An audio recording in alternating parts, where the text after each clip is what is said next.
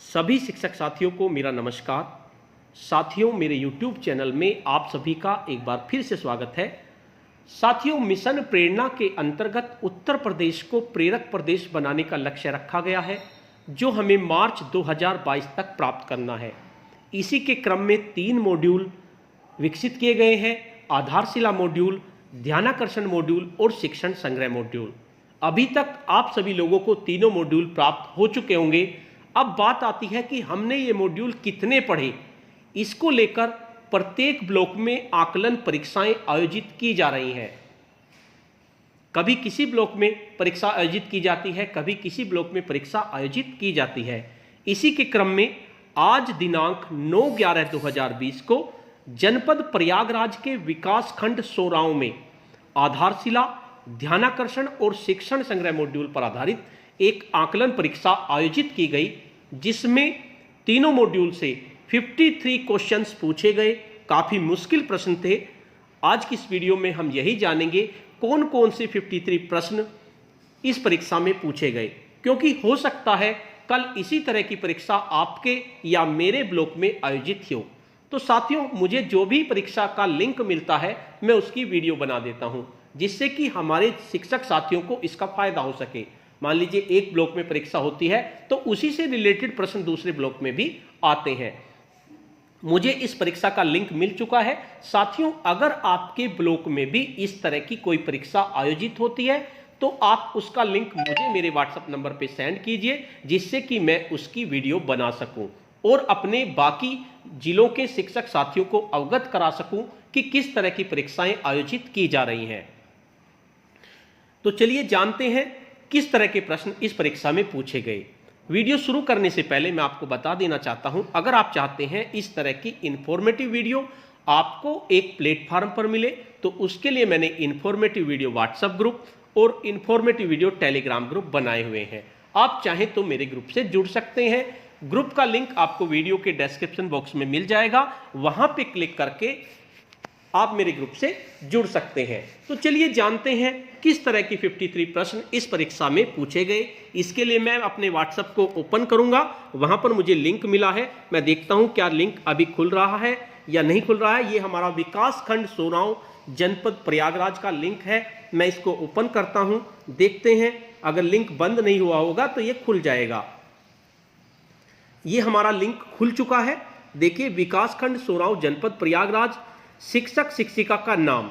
मैं यहाँ पर अपना नाम नहीं लिखूंगा क्योंकि मुझे परीक्षा नहीं देनी है, मुझे केवल अपने अध्यापकों को इससे अवगत कराना है। दूसरा है पदनाम, यहाँ पर पदनाम लिख देंगे। विद्यालय का नाम। उसके बाद आते हैं हमारे प्रश्न। पहला प्रश्न है हमारा आधारशिला संबंधित है। तो जो हमारी आधारशिला है वो हमारी 3 ऑप्शन दिए हुए हैं: उपचारात्मक शिक्षण से, अध्यापकों के लिए शिक्षक डायरी तकनीकी से और बुनियादी शिक्षा से। तो जो हमारा आधारशिला मॉड्यूल है वो हमारा बुनियादी शिक्षा से संबंधित है, तो इसलिए हम इसमें बुनियादी शिक्षा पर टिक कर देते हैं। उसके बाद दूसरा प्रश्न है ध्यानाकर्षण संबंधित है, यानी ध्यानाकर्षण में हमें क्या करना है? जो बच्चे जिनका अपेक्षित लर्निंग आउटकम क्लास के अनुरूप नहीं है, उन पर हमें अपना ध्यान आकर्षित करना है, यानी उनका हमें उपचार करना है। तो इसलिए ध्यानाकर्षण हमारा किससे संबंधित होगा? विद्यालय प्रबंधन से, बुनियादी शिक्षा से। बुनियादी शिक्षा से तो हमारा आधारशिला है, और उपचारात्मक शिक्षण से। तो ध्यानाकर्षण हमारा उपचारात्मक से संबंधित होगा, यानी हमें उन बच्चों का उपचार करना है जिनका लर्निंग आउटकम उन्होंने प्राप्त नहीं किए हैं। उसके बाद तीसरा प्रश्न है आपका, यदि आपको विज्ञान प्रयोगशाला के विषय में जानकारी प्राप्त करनी है कि विज्ञान की प्रयोगशाला आपकी कैसी हो, तो आप किस मॉड्यूल का अध्ययन करेंगे? यानी जितनी भी आपको जानकारी लेनी है, यानी शिक्षक से संबंधित जानकारी आपकी किस मॉड्यूल में होंगी? शिक्षण संग्रह मॉड्यूल में। तो इसका आंसर हमारा शिक्षण संग्रह से होगा। उसके बाद प्रश्न नंबर 4 है LSRW किस विषय से संबंधित है? L से हमारा मतलब होता है लिसनिंग, S से स्पीकिंग, R से रीडिंग और W से राइटिंग, यानी ये आपका भाषा से संबंधित है। भाषा सीखने सिखाने के क्रम है, तो इसमें आप भाषा पे टिक कर देंगे। उसके बाद नेक्स्ट प्रश्न है आपका ईएलपीएस संबंधित है, यानी जो ईएलपीएस होता है ये आपका गणित से संबंधित होता है। यानी जब आप गणित सीखते हैं तो गणित सीखने का क्रम होता है, यानी experience with real object, L से लैंग्वेज यूज्ड, पी से पिक्चर और एस से सिंबल। तो इसका आंसर आपका गणित से होगा। उसके बाद नेक्स्ट प्रश्न है एक प्रेरणा तालिका में कितने विद्यार्थियों का रिकॉर्ड रख सकते हैं। तो साथियों मैंने बताया भी था प्रेरणा सूची और प्रेरणा तालिका। प्रेरणा सूची में तो विषयवार लर्निंग आउटकम दिए हुए हैं और दक्षताएं दी हुई है, लेकिन प्रेरणा तालिका में दक्षताओं और लर्निंग आउटकम के साथ साथ बच्चों का रिकॉर्ड भी हमें रखना है, और एक प्रेरणा तालिका में हम 30 बच्चों का रिकॉर्ड रख सकते हैं। तो इसका आंसर हमारा 30 होगा। नेक्स्ट प्रश्न है हमारा जन पहल पुस्तिका संबंधित है। तो जो हमारी जन पहल पुस्तिका होती है ये हमारी विद्यालय प्रबंध समिति से संबंधित होती है। 3 ऑप्शन इसमें दिए हुए हैं, विद्यालय प्रबंध समिति से, विद्यालय में बच्चों के परिणाम से और विद्यालय के अभिलेख से। तो ये हमारी विद्यालय प्रबंध समिति से संबंधित होती है, इस पे हम टिक करेंगे। उसके बाद नेक्स्ट प्रश्न है प्रेरणा तालिका को भरने के बाद किसके द्वारा प्रमाणित किया जाएगा। खंड शिक्षा अधिकारी द्वारा, एसआरजी द्वारा, प्रधानाध्यापक द्वारा। तो जो प्रेरणा तालिका है उसको प्रमाणित करने का अधिकार प्रधानाध्यापक को है, तो इसका आंसर आपका प्रधानाध्यापक होगा। नेक्स्ट प्रश्न है आपका आरंभिक परीक्षा आकलन प्रपत्र बनाया जाएगा कक्षा 1 और 2 के लिए। 1 और 2 के लिए तो नहीं बनेगा क्योंकि उनका तो हमारा आधारशिला है। कक्षा 1 से 5 के लिए ये भी गलत है। कक्षा 3 से 8 के लिए ये भी ध्यान दीजिए, अगर आपको आकलन प्रपत्र बनाना है तो वो कक्षा 3 से 8 तक के बच्चों के लिए बनाया जाएगा। तो इसका आंसर हमारा कक्षा 3 से 8 तक के लिए होगा। नेक्स्ट प्रश्न है यदि कोई बच्चा निर्धारित योग्यता को नहीं प्राप्त करता है तो तालिका में क्या करेंगे हम।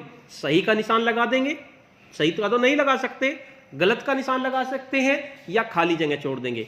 तो अगर बच्चा निर्धारित योग्यता को प्राप्त नहीं करता तो हमें ना सही का निशान लगाना है ना ही हमें गलत का निशान लगाना है, हमें तालिका में खाली जगह हम छोड़ देंगे और तब तक इस जगह को छोड़े रखेंगे जब तक कि वो लर्निंग आउटकम प्राप्त ना कर ले, और जब जिस माह में वो लर्निंग आउटकम प्राप्त कर लेगा वही माह का नाम उस खाली जगह में हम लिख देंगे। तो इसका आंसर होगा खाली जगह छोड़ देंगे। उसके बाद ध्यानाकर्षण के लिए कौन सा कालांश निर्धारित है। तो अब जैसे कोरोना चल रहा है तो कोरोना की वजह से ध्यानाकर्षण शिविर में चेंज कर दिया गया है। पहले तो 50 दिन का ध्यानाकर्षण शिविर होना था, लेकिन अब जैसे आपका पूरा शैक्षिक सत्र में पहला जो पीरियड होगा, पहला जो कालांश होगा वो आपका ध्यानाकर्षण के लिए होगा। तो इसका आंसर आपका पहला होगा।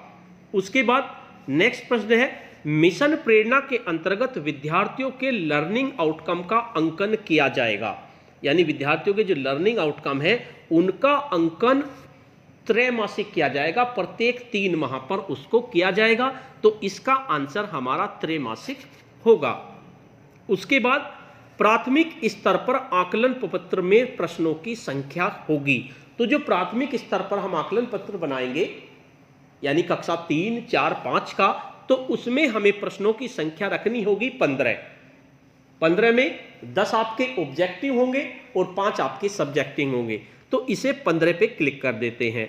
उसके बाद नेक्स्ट प्रश्न है बाला का विस्तार है, यानी बाला आखिर है क्या। तो बाला का मतलब होता है building as a learning aid, यानी आपका building as a learning aid, building as learning assessment, building and learning aid. तो इसका आंसर आपका फर्स्ट होगा, building as a learning aid. Next आपका भाषा के चिंतनात्मक पक्ष शामिल हैं। तो भाषा के 2 पक्ष होते हैं आपके। एक तो होता है यांत्रिक पक्ष, यानी यांत्रिक पहलू होते हैं जिसके अंदर लिपि, वर्तनी शुद्धता, उच्चारण, सुलेख ये सब आता है। और दूसरा पहलू होता है आपका चिंतनात्मक। तो चिंतनात्मक के अंदर हमारा क्या आता है, भाव, अर्थ ग्रहण करना और सोचना, प्रतिक्रिया देना, समीक्षा करना, राय देना, सारांश निकालना, प्रदर्शन और प्रस्तुत करना, ये सब हमारा चिंतनात्मक पक्ष के अंतर्गत आता है। तो इसमें आंसर दे रखे हैं प्रदर्शन, सुलेख और उच्चारण। तो जो आपका सुलेख और उच्चारण है ये तो आपका आता है यांत्रिक पहलू के अंदर, लेकिन चित्रात्मक के अंतर्गत क्या आएगा हमारा प्रदर्शन। तो इस पे हम प्रदर्शन पे क्लिक करेंगे। उसके बाद कॉन्सेप्ट मैपिंग साधन है, यानी कॉन्सेप्ट मैपिंग यानी बच्चे के कंसेप्ट समझ में आ गया, ये किसका साधन है हमारा मूल्यांकन का, तो इसका आंसर हमारा मूल्यांकन होगा। उसके बाद नेक्स्ट प्रश्न है हमारा फाउंडेशन लर्निंग शिविर में कुल कितने लर्निंग आउटकम का उल्लेख है। काफी महत्वपूर्ण प्रश्न है साथियों, इसके लिए मुझे शायद एक वीडियो और बनानी पड़ेगी कि कुल कितने लर्निंग आउटकम हैं। तो इसके लिए हमारे पास फाउंडेशन लर्निंग शिविर के लिए कुल 55 लर्निंग आउटकम हैं। वे 55 लर्निंग आउटकम कैसे कैसे हैं मैं आपको बताता हूं। अगर भाषा की बात की जाए कक्षा 1 और 2 की, तो उसके आपके 7 लर्निंग आउटकम है। 2 आपके सुनने के हैं, 2 आपके बोलने के हैं, 1 आपका पढ़ने का है और 2 आपके लिखने के हैं, यानी आपके टोटल कितने हुए 7 हुए। अब बात करते हैं 3 भाषा के कक्षा 3 के, उसके आपके 4 लर्निंग आउटकम है और कक्षा 4 के वे भी आपके 4 लर्निंग आउटकम है और कक्षा 5 के भी आपके 4 लर्निंग आउटकम है। कुल मिलाकर भाषा के आपके 17 लर्निंग आउटकम है। इसी तरह से गणित की बात की जाए, कक्षा 1 के 8 लर्निंग आउटकम है, कक्षा 2 के 9 लर्निंग आउटकम है, ये आपको याद करने पड़ेंगे। कक्षा 3 के आपके 7 लर्निंग आउटकम है, कक्षा 4 के आपके 8 लर्निंग आउटकम है और इसी तरह से कक्षा 5 के आपके 6 लर्निंग आउटकम है। कुल मिलाकर गणित के आपके 38 लर्निंग आउटकम है और भाषा के आपके 17 हैं। अगर 17 और 38 को हम जोड़ते हैं तो कुल मिलाकर 55 आपके लर्निंग आउटकम हैं जो फाउंडेशन लर्निंग शिविर में जिन पर हमें ध्यान देना है, 55 लर्निंग आउटकम पर। इसके लिए शायद एक वीडियो मैं बनाऊं, अगर आप कहेंगे मैसेज करेंगे मुझे इस वीडियो के कमेंट्स बॉक्स में, तो मैं इन लर्निंग आउटकम की एक वीडियो बना दूंगा। क्योंकि अगर आप वैसे तो आपके पास फाउंडेशन लर्निंग की आपके पास बुक भी है, लेकिन बुक से हमारा पढ़ा नहीं जाता, तो इसलिए अगर आप कहेंगे तो मैं इसकी वीडियो बनाऊंगा। तो इसका आंसर आपका 55 होगा। नेक्स्ट है आपका आधारशिला मॉड्यूल के आधार पर लेखन विकास का सही क्रम क्या है, यानी लेखन विकास का आपका सही क्रम आपका क्या होगा आधारशिला मॉड्यूल के अनुसार। तो जो आधारशिला मॉड्यूल है इसमें लेखन विकास का आपका क्रम दिया हुआ है। क्या क्रम है आपका? इसमें सबसे पहले तो आपका आता है आदर्श लेखन। आदर्श लेखन से हमारा मतलब है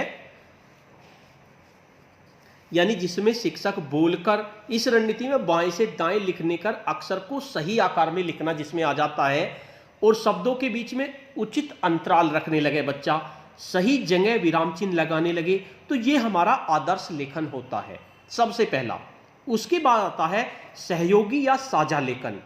आदर्श लेखन, उसके बाद सहयोगी या साझा लेखन, इसमें शिक्षक और बच्चे मिलकर किसी पाठ की साझा रचना करते हैं। उसके बाद आता है आपका मार्गदर्शन युक्त लेखन। इस तरीके में बच्चे स्वयं लिखते हैं, शिक्षक केवल आंशिक मदद करते हैं, यानी उनके मार्गदर्शन करते हैं।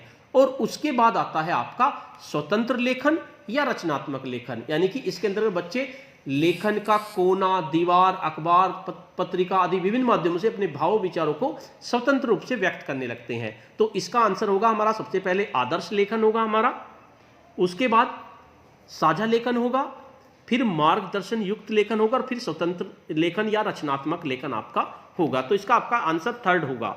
उसके बाद नेक्स्ट आता है 19वां आधारशिला हस्तपुस्तिका के आधार पर मौखिक अभिव्यक्ति के कौशल विकास, यानी आपको मौखिक अभिव्यक्ति करनी है तो उसके कौशल विकास के कितने आपके तत्व होते हैं। तो अगर बच्चा को मौखिक अभिव्यक्ति का कौशल विकास करना है तो उसके कुल मिलाकर 5 तत्व होते हैं। 5 पे मैं पहले क्लिक कर देता हूं, उसके बाद मैं आपको बताता हूं क्या क्या होते हैं।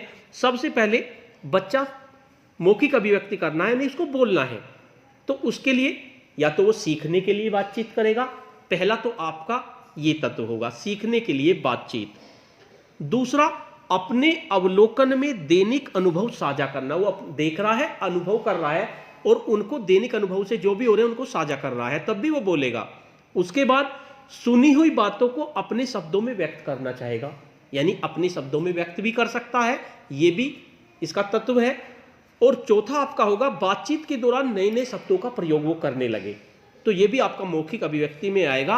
और पांचवा आपका होगा सुनी हुई बातों पर अपनी अनुक्रिया यानी कि रेस्पॉन्स देने लगे, तो ये इसके मौखिक अभिव्यक्ति के 5 तत्व होते हैं, कौशल विकास के आपके 5 तत्व होंगे।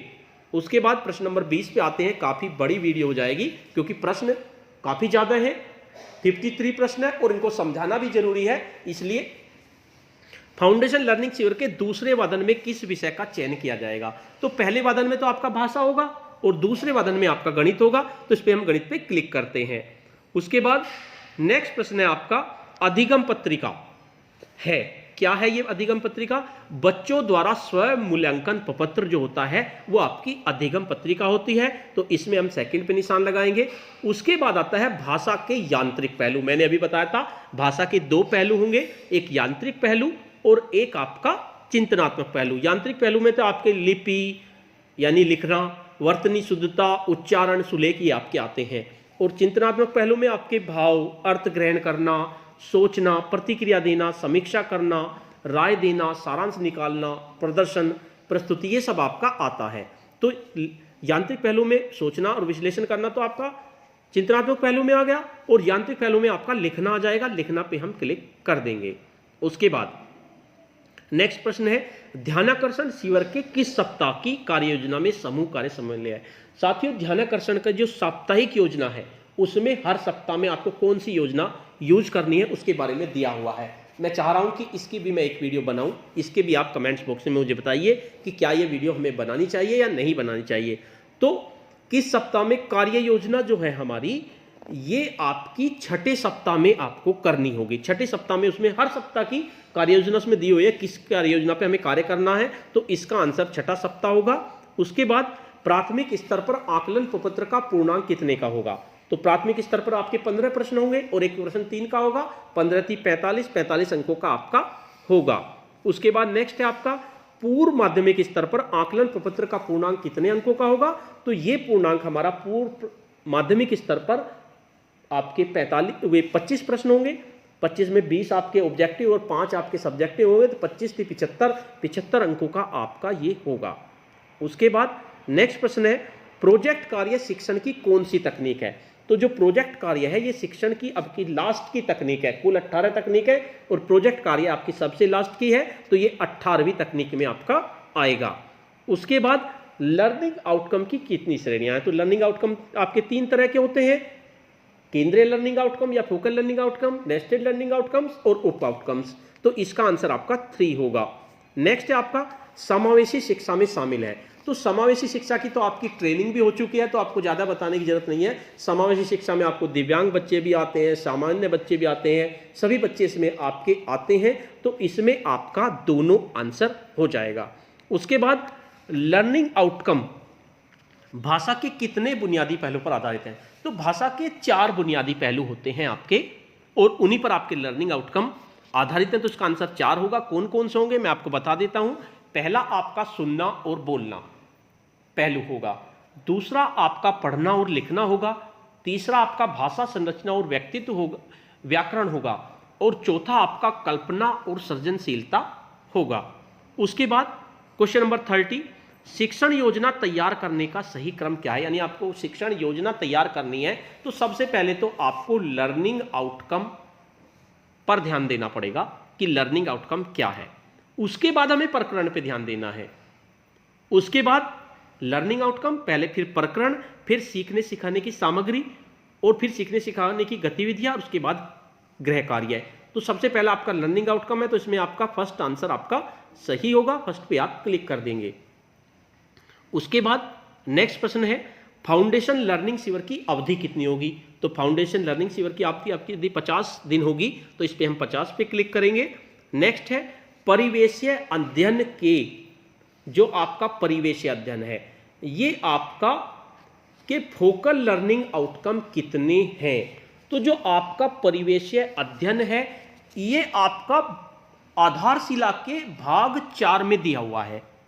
भाग 4 में आधारशिला के आपकी कक्षा 3, 4, 5 के परिवेशीय अध्ययन, भाषा और गणित, इनके बारे में दिया हुआ है। तो परिवेश अध्ययन के 4 लर्निंग आउटकम इसमें दिए हुए हैं। कौन कौन से हैं मैं आपको बता देता हूं।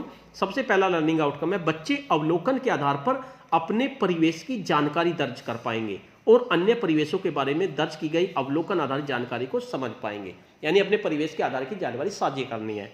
दूसरा लर्निंग आउटकम होगा बच्चे अपने बारे में, घर और पड़ोस के बारे में प्राकृतिक, भौतिक व सामाजिक अंतर संदर्भों की खोज कर समझ पाएंगे। और तीसरा होगा आपका बच्चे समय, समाज, भूगोल और संस्कृति में होने वाले परिवर्तनों से परिचित होंगे व तर्क संगत तरीके से उनके पीछे के कारणों की ओर जान पाएंगे। और फोर्थ होगा आपका बच्चे सामाजिक, शासकीय और राजनीतिक व्यवस्थाओं से परिचित होकर उसमें अपनी भूमिका, दायित्व और अधिकार जानने की ओर बढ़ेंगे। यानी कि परिवेश अध्ययन के आपके 4 लर्निंग आउटकम होंगे। केंद्रीय जो लर्निंग आउटकम होते हैं वे 4 होंगे। 4 पे क्लिक करेंगे। उसके बाद नेक्स्ट है प्रारंभिक स्तर पर, यानी कक्षा 3 से 5 पर आप आरंभिक परीक्षण के अंतर्गत वस्तुनिष्ठ और आत्मनिष्ठ प्रश्नों का सही विवरण, यानी वस्तुनिष्ठ तो प्रारंभिक स्तर पर आपको 10 देने हैं और आत्मनिष्ठ आपको 5 देने हैं, तो इसका आंसर 10 और 5 होगा। पहला आपका आंसर सही होगा। उसके बाद नेक्स्ट प्रश्न है उच्च प्राथमिक स्तर पर जो परीक्षण होगा उसमें कितने होंगे, तो उच्च प्राथमिक स्तर पर 20 वस्तुनिष्ठ होंगे और 5 आपके आत्मनिष्ठ होंगे। इस पर आप क्लिक करेंगे।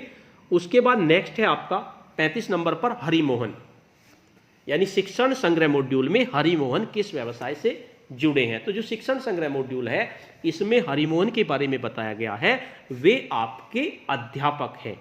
उसमें शिक्षण संग्रह मॉड्यूल में अगर आप पढ़ेंगे तो इसमें अध्यापक पे क्लिक करेंगे। उसके बाद आधारशिला मॉड्यूल में भाषा और गणित के फोकल लर्निंग आउटकम कितने हैं, तो इसके बारे में मैंने आपको बताया था। आधारशिला मॉड्यूल में भाषा और गणित के कुल मिलाकर 9 लर्निंग आउटकम है, जिसमें भाषा के 4 हैं और गणित के आपके 5 हैं। तो इसके बारे में मैंने डिटेल में कई बार बता चुका हूं, तो इसे आप पढ़ लेना। गणित के 5 वीडियो ज़्यादा बड़ी हो जाएगी, इसमें क्लिक कर देते हैं। उसके बाद आधारशिला मॉडल में लेखन से पूर्व, यानी लिखने से पूर्व उसमें कुछ गतिविधि दी हुई है। लिखने से पूर्व आपको क्या क्या करना है, यानी बच्चों को लिखने से पूर्व क्या क्या आ जाना चाहिए, या उन्हें लेखन पूर्व गतिविधियां दी गई हैं। तो ये आपकी गतिविधियां कुल मिलाकर 10 गतिविधि दी हुई हैं। तो 10 पे क्लिक करेंगे। एक बार मैं बता देता हूं कौन कौन सी 10 गतिविधियां हैं। पहली तो आपकी यह है कि बीज, पत्ती, तीलियों, कंकड़ों से आकृति बनाना बच्चे सीख जाएं। दूसरी आपकी है बीनना, छांटना, पिरोना, फाड़ना, जमाना, चिपकाना, ये बच्चे सीख जाएं। ये लिखने से पूर्व की सारी गतिविधियां हैं। तीसरी आपकी मिट्टी की आकृतियां बनाना और गोली बनाना सीख लें बच्चे। चौथी आपकी होगी रेत या मिट्टी पर उंगली फिराना सीख लें। 5वीं आपकी पेंसिल पकड़ना सीख लें, ये लिखने से पहले की है सारी। उसके बाद 6ठी आपकी रंग भरना आ जाए उन पे। 7वीं आपकी विभिन्न प्रकार के पैटर्न पूरा करने शुरू कर देवे।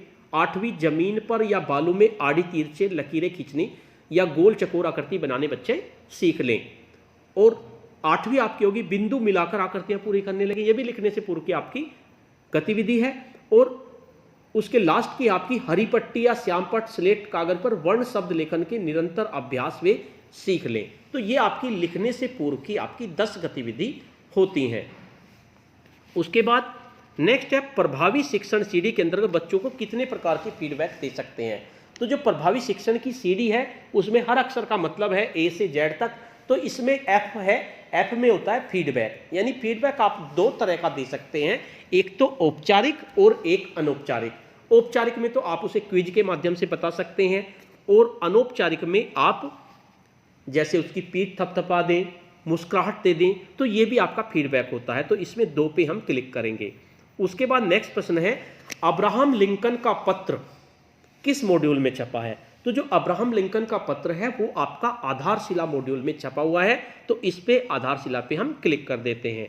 उसके बाद नेक्स्ट प्रश्न है, काफी बड़ी वीडियो होगी और काफी मुश्किल प्रश्न है, विद्यालय समय सारणी का अंकन किस मॉड्यूल में दर्शाया गया है। तो विद्यालय समय सारणी का अंकन तो आपका शिक्षण संग्रह मॉड्यूल में दिया हुआ है, भाग 6 में सबसे लास्ट में परिशिष्ट में। तो आप इसमें शिक्षण संग्रह मॉड्यूल पे क्लिक कर देंगे। उसके बाद प्रश्न नंबर 41 है। प्रश्न नंबर 41 आपका दिया हुआ है कि प्रभावी शिक्षण की सीढ़ी में प्रभावी शिक्षण के कितने तरीकों का विवरण है। तो प्रभावी शिक्षण के 26 तरीकों का प्रभावी शिक्षण की सीढ़ी में दिया गया है, ए से जेड तक। तो इसकी मैंने वीडियो बनाई थी, आप चाहें तो मेरे चैनल पे जाके उस वीडियो को देख सकते हैं। उसके बाद शिक्षण डायरी में शिक्षण योजना के रिक्त प्रारूप, तो जो शिक्षण डायरी है उसमें शिक्षण योजना के आपको 100 रिक्त प्रारूप रखने हैं, 50 रिक्त प्रारूप आपके साप्ताहिक के रखने हैं और अतिरिक्त पन्ने के आपको 10 रखने हैं, ये आपको याद रखना है। तो इस पे 100 पे हम क्लिक करेंगे। उसके बाद इनमें से सही क्रम है समय के अनुसार, शिक्षा मंत्रालय, एनसीएफ, आरटीई, एनसीएफ शिक्षा मंत्रालय, एनसीएफ, आरटीई और शिक्षा मंत्रालय। तो साथियों जो एनसीएफ है वो आपका 2005 में आया, आरटीई आपका 2009 में आया और शिक्षा मंत्रालय आपका ये आपका 2020 में आया। तो सबसे पहले तो आपका एनसीएफ आ गया, उसके बाद आरटीई आ गया और फिर शिक्षा मंत्रालय। तो इसमें थर्ड आपका आंसर सही होगा, थर्ड पे क्लिक कर देते हैं। उसके बाद नेक्स्ट है डी कोडिंग क्या है।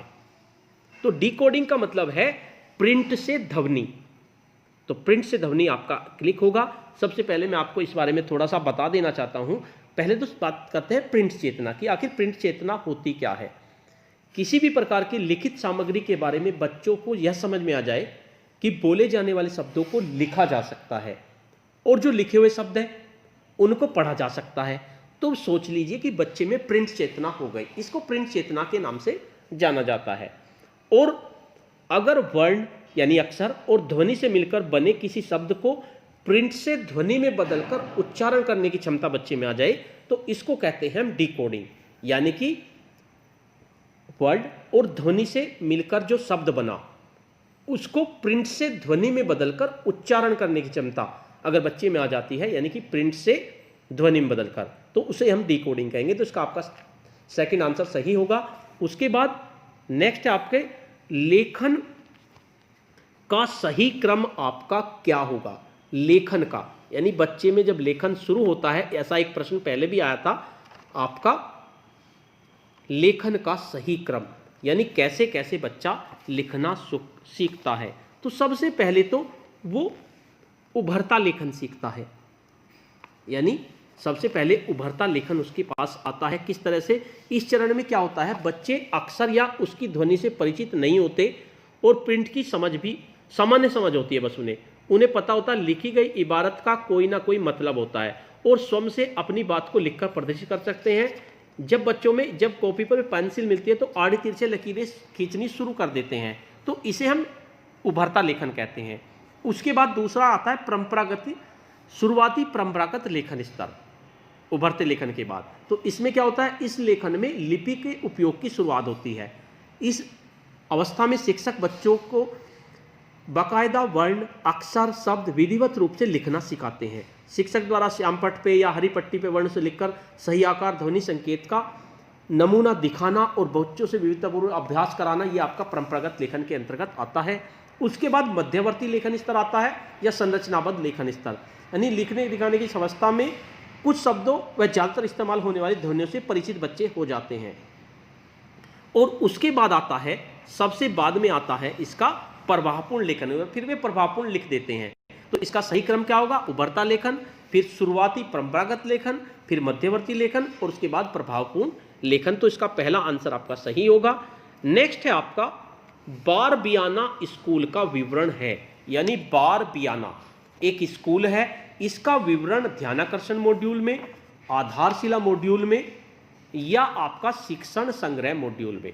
तो साथियों बारबियाना स्कूल के बारे में डिटेल्स आपके आधारशिला मॉड्यूल में दी हुई है सबसे लास्ट में। अगर आप पढ़ेंगे तो उसमें बारबियाना स्कूल के 8 बच्चे हैं और उनकी उम्र 15 साल है, उसके बारे में टोटल डिटेल्स में दी हुई है एक कहानी सी, आप उस कहानी को जरूर पढ़िए आधारशिला मॉड्यूल के सबसे लास्ट में। तो मैं ज़्यादा टाइम वेस्ट नहीं करूंगा, ये आधारशिला मॉड्यूल में आपका आ जाएगा। नेक्स्ट है आरंभिक आकलन प्रपत्र के नमूने किस मॉड्यूल में है। तो जो आरंभिक आकलन प्रपत्र के नमूने जो आपको दिए हुए हैं वे आपके ध्यानाकर्षण मॉड्यूल में है, तो ध्यानाकर्षण पे क्लिक कर देंगे। उसके बाद गत्यात्मक या मोटर कौशल संबंधित है। गत्यात्मक लिखना सीखते हैं बच्चे, अपनी हाथ की उंगली उनकी मजबूत हो जाती है, तो लेखन से आपका संबंधित है, तो लेखन से पे क्लिक कर देंगे। उसके बाद नेक्स्ट है एनएएस का विस्तार है, तो एनएएस आपका होता है नेशनल अचीवमेंट सर्वे, तो इस पे आप क्लिक कर देंगे। उसके बाद नेक्स्ट है आपका काफी बड़ी परीक्षा आयोजित हुई आज प्रयागराज में, तो साथियों तैयार हो जाइए, ऐसी परीक्षा आपके यहाँ भी हो सकती है। बच्चों का आरंभिक परीक्षण कब किया जाना है? तो बच्चों का आरंभिक परीक्षण आपका सत्र की शुरुआत में किया जाना है, तो सत्र की शुरुआत पे क्लिक कर देंगे। इनमें से सतत और व्यापक आकलन है, तो सतत और व्यापक आकलन आपका रचनात्मक आकलन होता है, इस पर मैं क्लिक करूंगा। उसके बाद प्रेरक ब्लॉक चयन हेतु स्वतंत्र संस्था विकास खंड के कितने विद्यालयों का चयन किया जाएगा? तो इनके लिए 20 विद्यालयों का चयन किया जाएगा, तो 20 पे हम क्लिक कर देते हैं। नेक्स्ट है आपका मिशन प्रेरणा के अंतर्गत उत्तर प्रदेश बनाने का लक्ष्य निर्धारित किया गया है। ये मैंने वीडियो की शुरुआत में ही बता दिया था। तो मिशन प्रेरणा के अंतर्गत उत्तर प्रदेश को मार्च 2022 तक बनाने का लक्ष्य रखा गया है। उसके बाद सबमिट तो मुझे करना नहीं है क्योंकि मुझे परीक्षा नहीं देनी। मेरा मकसद केवल अपने शिक्षक साथियों को बताना था किस तरह के प्रश्न पूछे जाते हैं। हो सकता है कल आपके ब्लॉक में भी इस तरह की कोई परीक्षा आयोजित हो। साथियों, अगर आपके ब्लॉक में इस तरह की कोई परीक्षा आयोजित होती है तो उसका लिंक मुझे जरूर भेजिए, जिससे कि मैं इसकी वीडियो बनाकर अपने शिक्षक साथियों को बता सकूं। साथियों, काफ़ी बड़ी वीडियो हो गई है। साथियों, अगर आपको ये वीडियो अच्छी लगी तो इस वीडियो को लाइक कीजिए, शेयर कीजिए और वीडियो पे कमेंट्स कीजिए। और अगर आप मेरे चैनल पे नए हैं, पहली बार चैनल को विजिट कर रहे हैं, तो चैनल को सब्सक्राइब कर लीजिए, तो इसके साथ साथ बेल के आइकन को प्रेस कर दीजिए, जिससे कि आपको नेक्स्ट वीडियो का नोटिफिकेशन मिल सके। धन्यवाद।